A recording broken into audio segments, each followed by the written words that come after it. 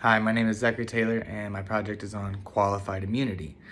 Forgive me as I am doing this in my home with zero audience, so it's kind of awkward. So let's begin with what is qualified immunity? Qualified immunity is a legal precedent that allows policymakers, law enforcement, and public officials the ability to perform discretionary duties on the job. That's i.e. law enforcement making a gut instinct call, policymakers writing legislation that could or potentially could not be, to improve society as a whole. It just allows these individuals to perform these duties without the fear of civil litigation. So what would amending qualified immunity accomplish? So it would allow policymakers and law enforcement the ability to perform these discretionary duties without fear of civil litigation, like I stated before. It would reduce the instances where constitutional rights are deprived. As of right now, it's so loosely defined under qualified immunity. I think amending it would allow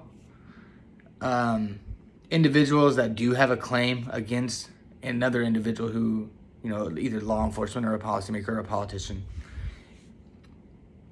It would reduce that number of instances where an individual's constitutional rights are deprived. And I think amending it now in lieu of, things such as police brutality and politicians doing nefarious deeds is so projected, through social media and legacy media that it would mitigate the scrutiny surrounding it. So the issues surrounding qualified immunity. So under qualified immunity, there's minimal legal recourse for these individuals when another individual's constitutional rights are deprived. It provides an absolute immunity for these people because they will never see their day in court. And that is from Pat Fackrell, who did a Cleveland State Law Review on qualified immunity pertaining to a case. Citizens carry the burden of proof. So what does that mean? It means that if the non-policymaker, non-law enforcement official has a complaint against any one of these individuals, they have the burden of proof to show that their constitutional rights were deprived relies solely on them. Someone with zero to little legal knowledge, they have to have past case history showing that this in fact has happened before and it's happening now. So since the burden of proof relies solely on the citizen, a large portion of the time, these cases are thrown out without ever seeing their day in court. So why amend qualified immunity?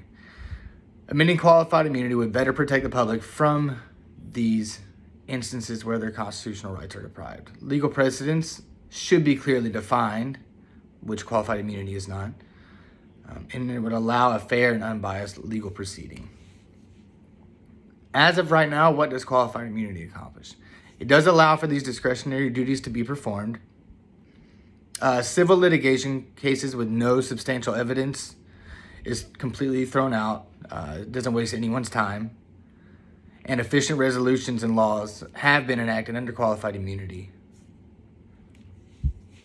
But why is that not enough? There's still the deprivation of constitutional rights, happening on a daily basis with these individuals like law enforcement and policymakers and public officials. We need a more clearly defined scope of job duties for these individuals so that even if they are performing these discretionary duties, they're still defined within their job duties. And it would allow legal professionals the ability to review a case for potential crimes committed. And that's from Jay Schweikert, Finding a Better Way. Discovering my focus, it broadened my understanding of qualified immunity. It gave me insight on how it could effectively be amended, and it allowed me to understand why it was implemented. Provided insight on how qualified immunity affects other legislation. So qualified immunity goes hand in hand with multiple other legal documents that protect these individuals in office and law enforcement. Thank you for your time. That's my stance on qualified immunity.